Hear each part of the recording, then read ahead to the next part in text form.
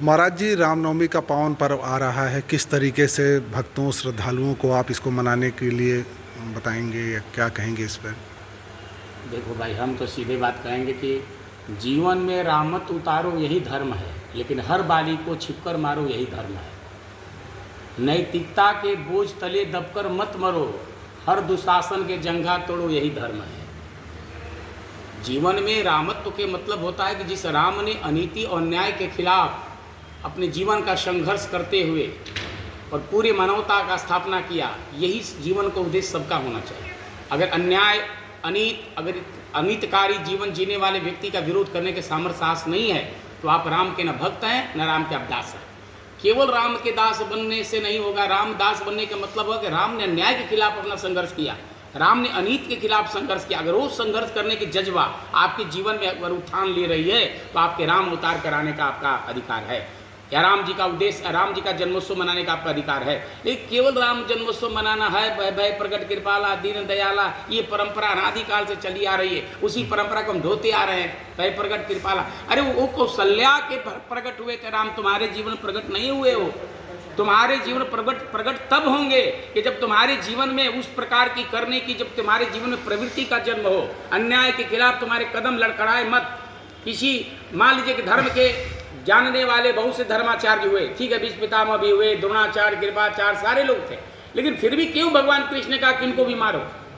जब धर्म के केवल जानकारी होने से कोई धर्मात्मा हो सकता था, तो धर्म के बारे में सब लोग जानते थे, लेकिन फिर भी उसका विरोध नहीं किए। एक अबला के साथ अन्याय हो रहा था, उसके खिलाफ में समर्थन नहीं दिए, उनको मारना पड़ा। ऐसे ही अगर केवल अपना जीवन को केवल दुनिया के सामने साबित करने में लगे हैं कि हम भी रामनवमी मना रहे हैं, हम भी राम के भक्त हैं, तो ये रामनवमी मनाने से जीवन का उत्थान उत्कर्ष नहीं होना। जीवन का उत्थान या उत्कर्ष तब तक नहीं होगा जब तक आप राम के जो जीवन का जीने का सिद्धांत था, राम किसी मजहब का नहीं है, राम किसी एक संप्रदाय के नहीं है। याद रखिएगा, राम जैसा जीवन जीने के लिए चाहे इस्लाम हो, यहूदी हो, हिंदू हो, किसी को मनाही नहीं किया गया।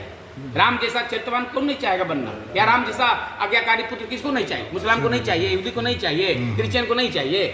कौन नहीं चाहता हमारा बेटा आज्ञाकारी हो? वाह गुरुजी, बोलते रहिए। तो राम को आप इस ढंग से आप जो प्रस्तुत कर रहे हैं कि राम हमारे हैं, ऐसे मानने वाले लोग ही समाज के सबसे बड़ा विरोधी हैं।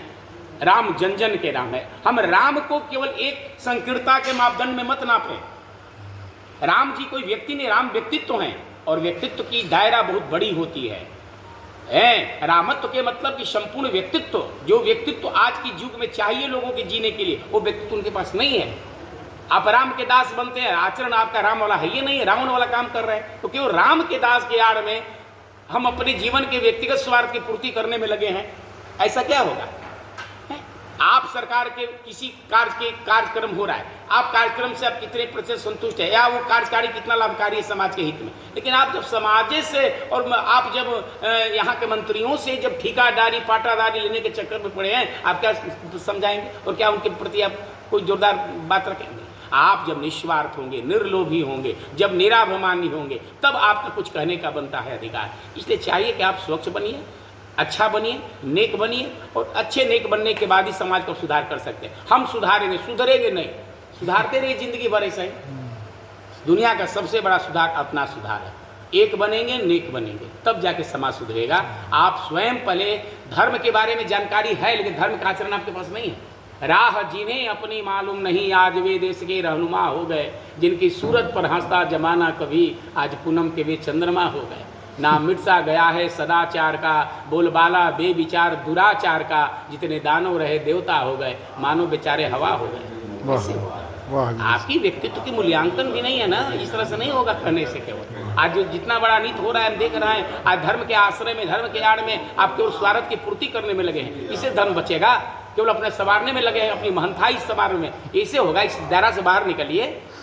हैं आपका बहुत चमकदार बना दिए, खूब छपदार बना दिए, खूब अच्छा गेटदार बना दिए, और लगा दिए पंडागिरी, सब कमीशन खोर लगे हैं। ये धर्म नहीं बचेगा। ऐसे धर्म बचने वाला तो सब कुछ बचा लेगा। आप पाक साफ बनिए, पहले इससे ऊपर उठिए, समझे ना? इसकी जरूरत है आज के समय में।